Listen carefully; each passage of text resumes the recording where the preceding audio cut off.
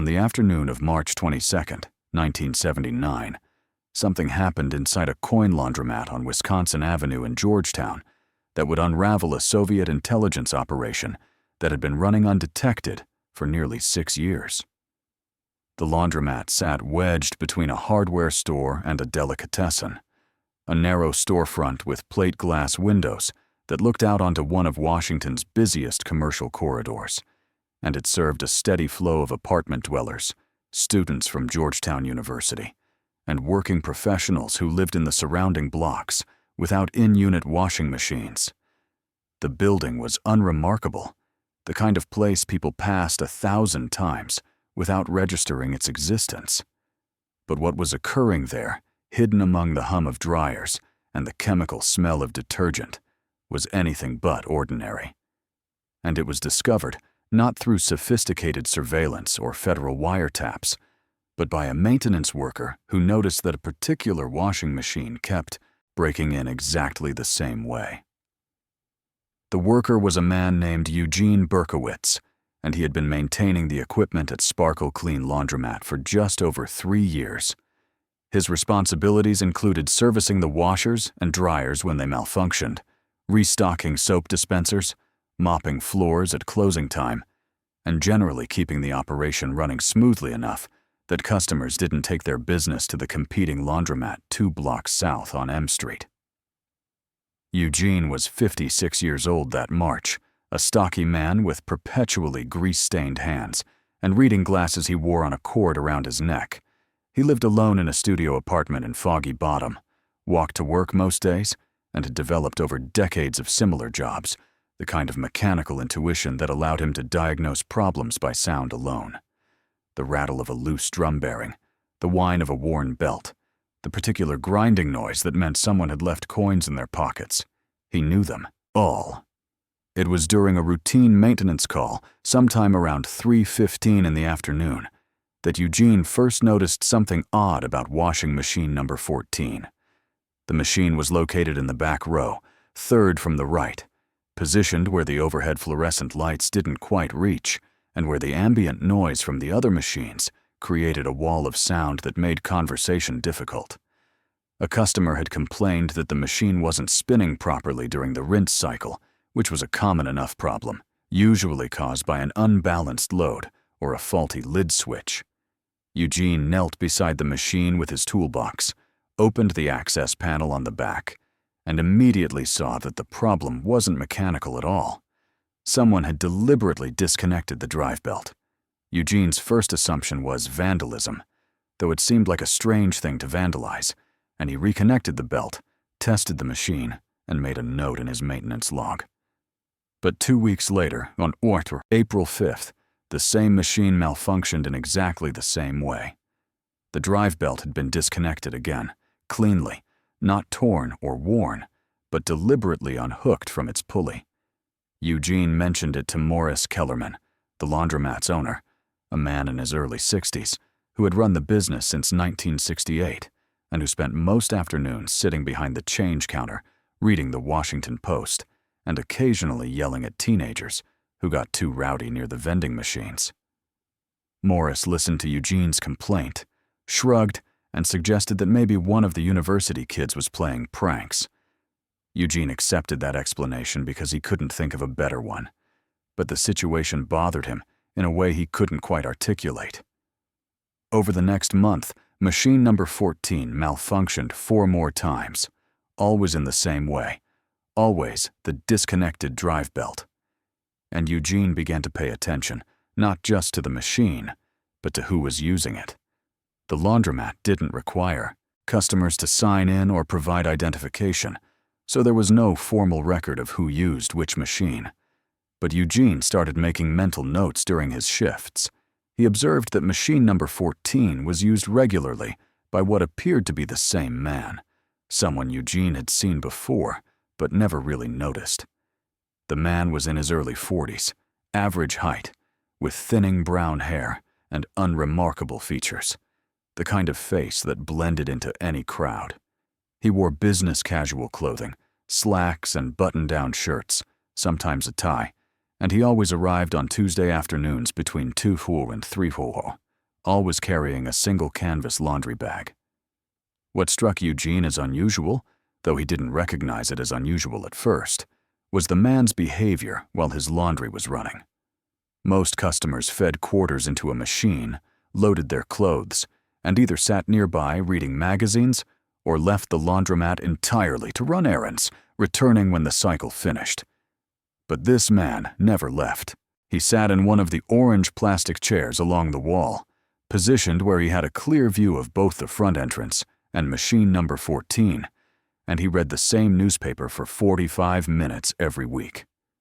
Not different newspapers, Eugene realized after several observations, but literally the same paper, a copy of Izvestia, the Soviet government newspaper, which struck Eugene as odd because Izvestia wasn't sold at newsstands in Georgetown, and carrying a Russian-language newspaper in public during the height of the Cold War seemed like an unnecessarily conspicuous choice. On May 17th, Eugene decided to watch more carefully. He positioned himself near the folding tables at the back of the laundromat, pretending to organize detergent boxes, while actually observing machine number 14 and the man who used it. The man arrived at 2:23 in the afternoon, fed quarters into the machine, loaded what appeared to be a normal amount of clothing, and started the wash cycle. Then he sat down with his newspaper and waited. Eugene continued his work, occasionally glancing over, and at approximately 2:47, something happened that Eugene almost missed. A second man walked into the laundromat, younger, perhaps in his mid-30s, wearing a dark jacket despite the warm May weather. He didn't acknowledge the first man, didn't make eye contact, didn't speak. He walked directly to machine number 12, 2 machines away from number 14, inserted quarters, and loaded his laundry.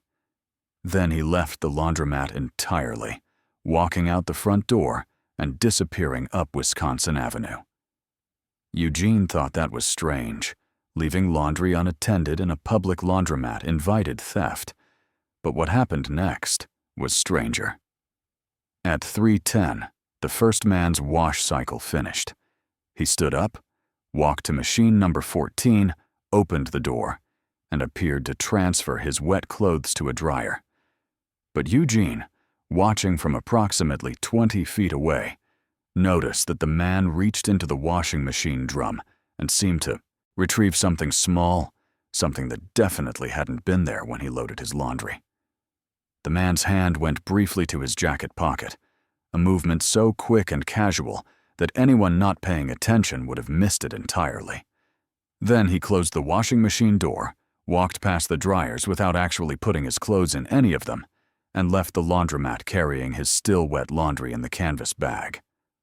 5 minutes later, the younger man returned. He walked directly to machine number 12, opened the door, as if checking whether his laundry was finished, even though the cycle was still running, and then closed it again and sat down in one of the plastic chairs.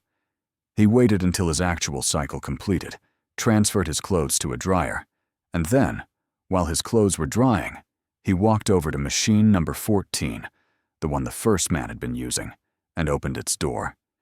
He reached inside the empty drum, appeared to place something inside, closed the door, and returned to his own dryer as if nothing had happened. He waited for his clothes to finish drying, folded them efficiently, and left the laundromat at 3:42. Eugene stood there among the detergent boxes, rag in hand, trying to make sense of what he had just witnessed. 2 men who never acknowledged each other, who used washing machines 2 units apart, who appeared to be leaving and retrieving items from a shared location. It was possible they were friends coordinating some unusual laundry arrangement, but that explanation felt insufficient, given the deliberate care they took to avoid any visible connection.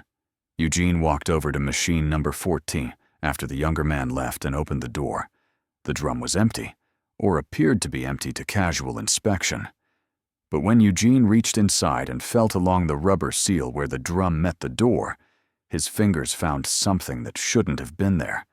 A small metal container, roughly the size of a film canister, wedged into the gap between the drum and the housing where it would be invisible unless someone knew to look for it. Eugene pulled the container out and stood there in the fluorescent-lit laundromat, holding something that clearly didn't belong in a washing machine. The container was weatherproof, sealed with a screw-top lid, and when he opened it, he found a tightly rolled piece of paper covered in what appeared to be columns of numbers. Eugene didn't understand what the numbers meant, but he understood that what he was holding was deliberately hidden, part of some exchange between two men who had gone to considerable lengths to avoid being seen together. He replaced the container exactly where he had found it, closed the washing machine door, and spent the rest of his shift trying to decide what, if anything, he should do with this information. That evening, Eugene sat in his apartment and thought about the various explanations for what he had witnessed.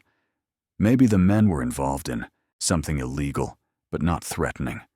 Gambling debts or black market transactions. Maybe they were having an affair and using the laundromat as a discreet way to pass notes.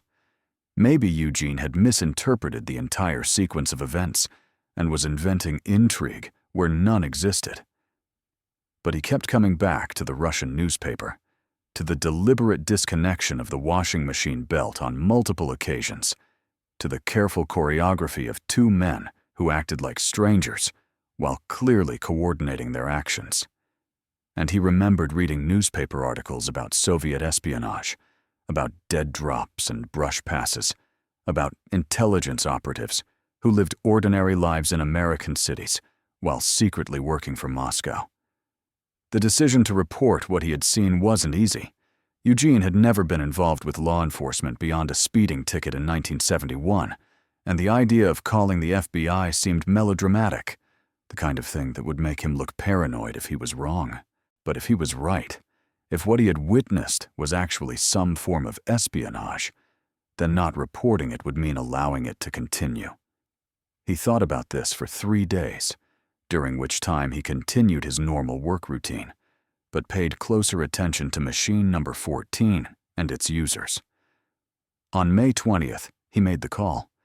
The FBI field office in Washington initially treated Eugene's report with the kind of polite skepticism that law enforcement reserves for civilian tips that sound too much like spy novels. But the agent who took his call, a woman named Sandra Mitchell, who had been working counterintelligence cases for 6 years, recognized certain details in Eugene's account that suggested the situation might warrant further investigation. The use of a dead drop concealed in a public location, the careful timing of the exchanges, the presence of Soviet propaganda materials, these were tradecraft elements consistent with known KGB operational procedures. Mitchell scheduled a meeting with Eugene for the following day. On May 21st, Eugene sat in a small interview room at the FBI's Washington field office and spent 2 hours describing everything he had observed. Mitchell and her partner, Special Agent Robert Havens, asked detailed questions about the timing of the exchanges, the physical descriptions of both men, the exact location of the hidden container, and anything else Eugene could remember. They also asked whether Eugene had mentioned his observations to anyone else, and when he said he hadn't, they instructed him to maintain that silence. The agents thanked Eugene for his vigilance, told him they would investigate further, and asked whether he would be willing to continue monitoring the situation while federal authorities determined how to proceed. Eugene agreed, though the prospect of returning to work and pretending everything was normal while knowing he was now part of an FBI investigation filled him with a low-grade anxiety that would persist for weeks. What Eugene didn't know was that his report had triggered immediate action within the FBI's counterintelligence division. The description of the dead drop, combined with the regular Tuesday afternoon timing, matched patterns that had been flagged in previous investigations, but never confirmed.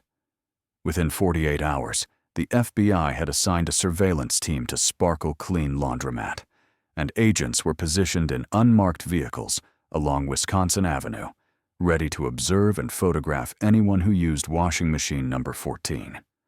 On May 29th, the Tuesday following Eugene's initial report, the first man arrived at the laundromat at his usual time, 2:26 in the afternoon. FBI surveillance teams were already in place, some inside the laundromat posing as customers, others outside in vehicles equipped with cameras and radio equipment. The man followed his established routine exactly as Eugene had described, loading laundry into machine number 14, sitting with his Russian newspaper, waiting. At 2:51, the younger man arrived, used machine number 12, and left. The first man retrieved something from machine number 14's drum at 3:08 and departed. The younger man returned, placed something in the same location, and left at 3:45. The entire sequence was photographed, documented, and confirmed Eugene Berkowitz's observations with precision that impressed even the veteran agents running the operation. The FBI identified the first man as Viktor Petrov, a mid-level employee at the Soviet embassy who was listed as a cultural affairs attaché, but was suspected of being a KGB officer operating under diplomatic cover. The younger man proved more difficult to identify initially, but through license plate surveillance and photographic analysis, agents determined his name was James Thornton, a 34-year-old technical writer who worked for a defense contractor called Meridian Systems that held classified contracts with the Department of Defense. Thornton had security clearance that gave him access to information about satellite communications protocols and encryption systems, exactly the kind of intelligence the Soviets would prioritize. Over the next 6 weeks, the FBI documented 5 additional exchanges at the laundromat, each following the same pattern, each providing evidence of a sophisticated dead drop operation running in plain sight. The Bureau's cryptographers analyzed photographs of the materials being exchanged and identified them as containing technical specifications and classified data that Thornton would have accessed through his work. The case against Thornton was building systematically, but the FBI faced a strategic decision about when to make arrests. Moving too quickly might prevent them from identifying other members of the network, but waiting too long risked allowing more classified information to pass to the Soviets. The decision was made to arrest James Thornton on July 12, 1979. FBI agents executed the warrant at his apartment in Arlington at 6:01 in the morning, and according to the arrest report, Thornton offered no resistance. A search of his residence revealed a Minox camera concealed in a hollowed-out book, undeveloped film, coded messages, and $8,400 in cash, divided into envelopes hidden in a bedroom closet. When confronted with the photographic evidence of his exchanges at the laundromat, Thornton initially claimed he was being set up, but after several hours of interrogation and consultation with an attorney, he agreed to cooperate with investigators. What Thornton told the FBI over the following weeks painted a picture of recruitment and exploitation that followed patterns well documented in Cold War espionage cases. He claimed he had been approached by Viktor Petrov at a professional conference in 1977, where Petrov had struck up a conversation about technical matters and gradually developed what seemed like a genuine friendship. Over several months, Petrov had learned about Thornton's financial difficulties, his frustration with his job, his resentment toward management, and had eventually made an offer.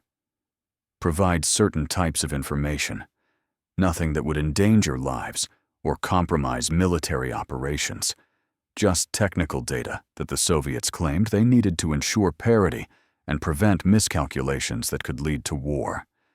And in return, Thornton would be compensated amounts that started at $500 per exchange and had grown to several $1,000s by 1979.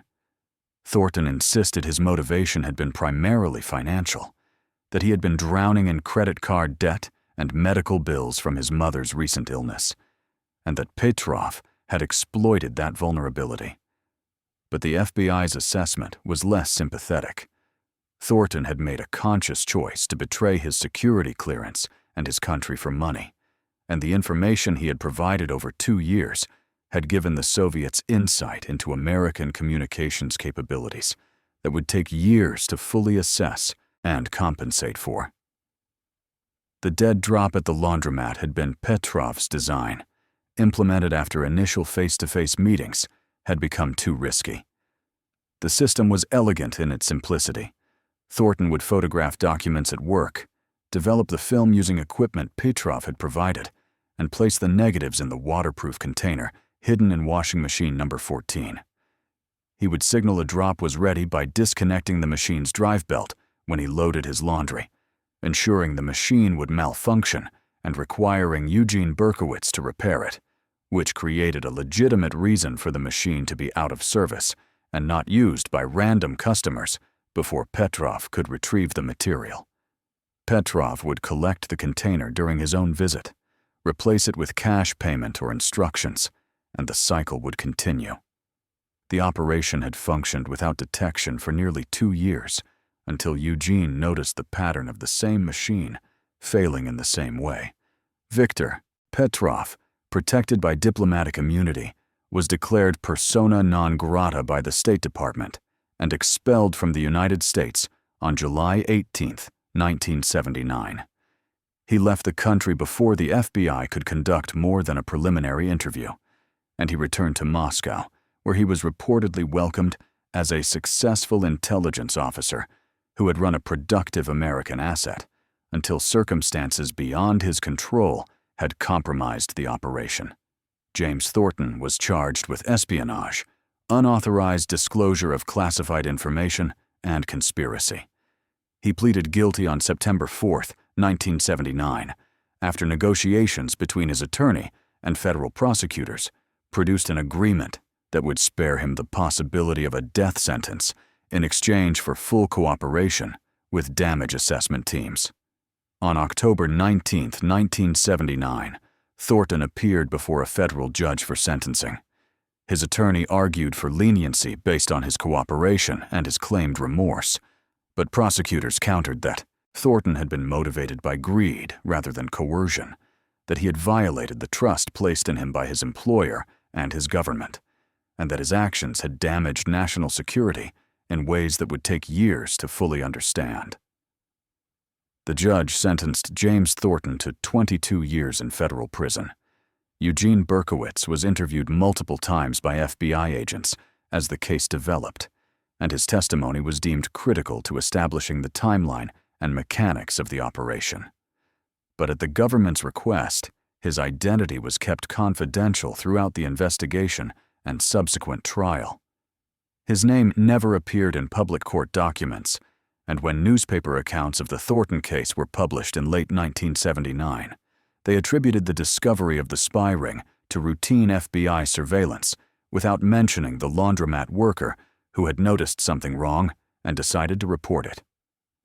Eugene returned to his job at Sparkle Clean Laundromat and continued servicing washing machines and mopping floors, as he had for years. Morris Kellerman, the owner, never learned that his business had been the site of a sophisticated Soviet intelligence operation, and most of the laundromat's customers never suspected that the back row washing machines had been used for anything beyond cleaning clothes. Machine number 14 remained in service for several more years, until it was finally replaced in 1983, and no one except Eugene knew its history. The FBI sent Eugene a formal letter of commendation several months after Thornton's conviction, thanking him for his service to his country, and noting that his observations had been instrumental in identifying and dismantling an active espionage network. The letter was signed by the director of the FBI and included language about the vital role that vigilant citizens played in national security. Eugene kept the letter in a drawer in his apartment, never showing it to anyone, never discussing what had happened beyond the confines of FBI interviews. But the experience changed something in Eugene Berkowitz. He began paying attention to details he might have previously overlooked, not just in the laundromat, but everywhere. He noticed patterns in customer behavior, vehicles that appeared repeatedly on his street, conversations that stopped when he entered a room. He never found another spy operation, never uncovered another hidden dead drop, but he remained alert in a way he hadn't been before. March 22, 1979. The world he had thought he understood, the world of broken washing machines and routine maintenance work, had revealed itself to be more complex and more dangerous than he had imagined. Years later, after Eugene retired from maintenance work and after the Cold War ended and the Soviet Union collapsed, he sometimes thought about the two men he had observed exchanging secrets in a Georgetown laundromat. He thought about Viktor Petrov, who had probably continued his intelligence career in Moscow or been reassigned to another foreign post where he ran other operations with other unwitting Americans. He thought about James Thornton, serving his sentence in a federal prison, stripped of his security clearance and his freedom, facing decades of incarceration for choices he had made when money seemed more important than loyalty. And Eugene thought about his own role in the story, the accidental nature of his discovery, the decision to report what he had seen rather than ignore it. What struck Eugene most, in retrospect, was how easily the operation might have continued indefinitely if circumstances had been slightly different. If a different maintenance worker had serviced machine number 14, someone less observant or less curious about why the same machine kept failing in the same way. If Eugene had dismissed his suspicions as paranoia and never made the call to the FBI, if the surveillance team had been less thorough, or if Thornton had been more cautious about his tradecraft, the margin between discovery and ongoing espionage had been vanishingly thin, dependent on details that seemed trivial until they suddenly weren't.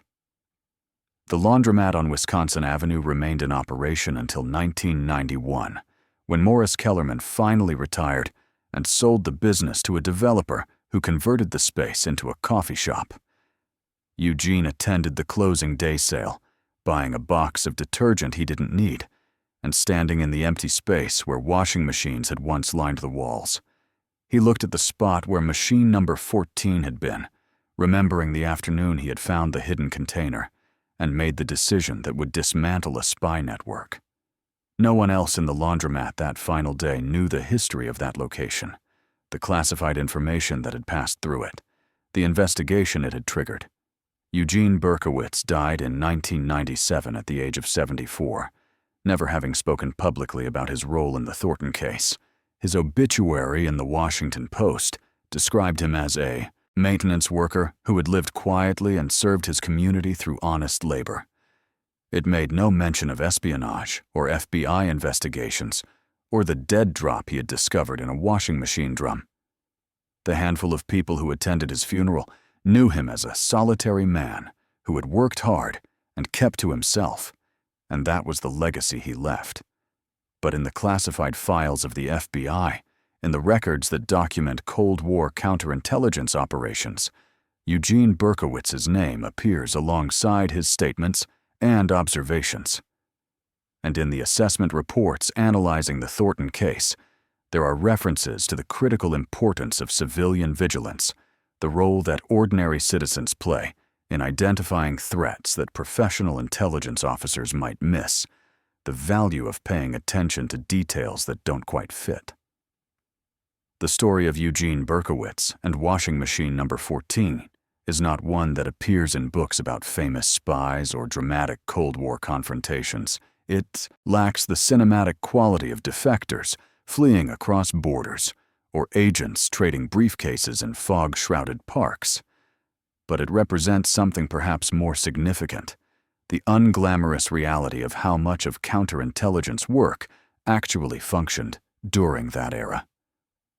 Not through sophisticated technology or brilliant deductions, but through the accumulated observations of maintenance workers and postal clerks and security guards who noticed small anomalies and chose to report them. The washing machine Eugene serviced that March afternoon in 1979 was just a machine, a mechanical device designed to clean clothes using water and detergent and centrifugal force. But it had been repurposed by Viktor Petrov and James Thornton into something else entirely, a communication tool, a dead drop, a nexus point where classified American intelligence flowed toward Moscow in exchange for cash payments that seemed, at least to Thornton, worth the betrayal. And it might have continued serving that purpose for years longer If Eugene Berkowitz hadn't noticed the pattern of failures, hadn't paid attention to the users, hadn't decided that something was wrong enough to warrant investigation. In the end, the case came down to a disconnected drive belt and a man who wondered why the same machine kept breaking in the same way. That curiosity, that refusal to accept coincidence as explanation, that willingness to look more carefully at what everyone else overlooked, those were the qualities that exposed an operation the Soviets had believed was secure. And those qualities, replicated across thousands of ordinary citizens in ordinary jobs throughout the Cold War, formed an invisible network of awareness that complemented and sometimes exceeded the capabilities of professional intelligence agencies. Eugene Berkowitz never considered himself a hero.